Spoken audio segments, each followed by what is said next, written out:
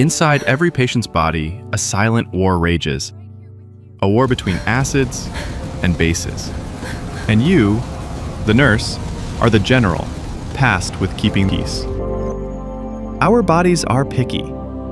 The blood pH must stay between 7.35 and 7.45. No more, no less. This range is called homeostasis. Stray too far and cells start to malfunction. Organs fail. The battle is lost.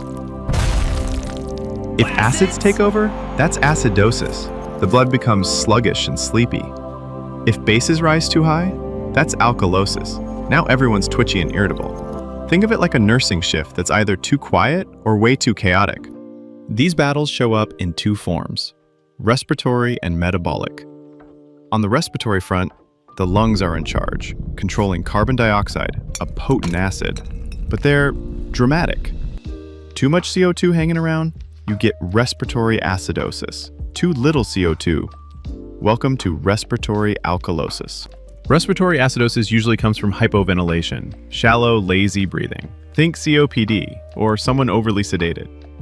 On the flip side, respiratory alkalosis shows up when someone's hyperventilating, breathing way too fast, like during a panic attack. Pro tip, the paper bag trick isn't magic, but it sure makes you look like you know what you're doing. Meanwhile, over at the metabolic front, the kidneys are quietly doing their job, managing bicarbonate, the base that balances acids. They're meticulous, but if they mess up, chaos. Lose too much base, say through diarrhea, and you get metabolic acidosis. Or when acids pile up, like in diabetic ketoacidosis, the result is the same, metabolic acidosis.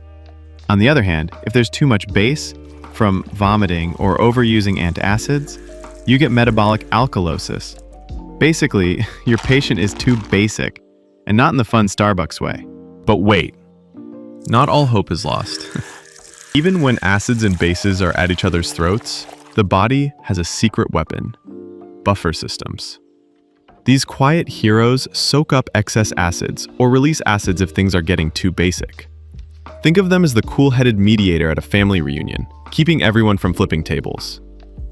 But here's the catch. Buffers can only hold the line for so long.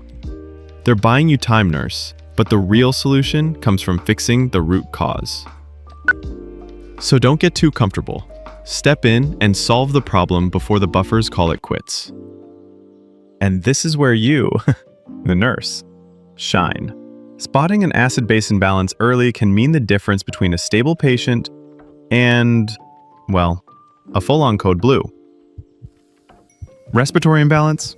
Tweak their breathing. Slow them down or help them ventilate better.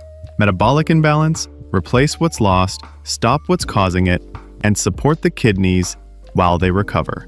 And remember, treating the number alone won't save them. The number is just a clue. The cause is the real culprit.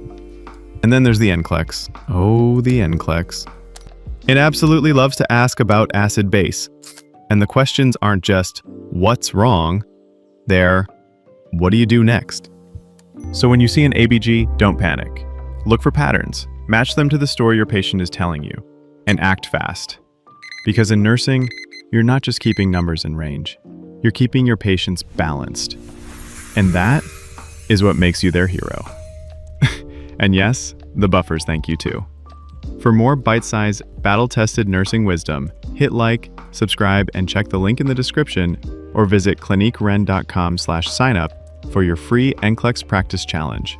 Because in nursing, balance is everything.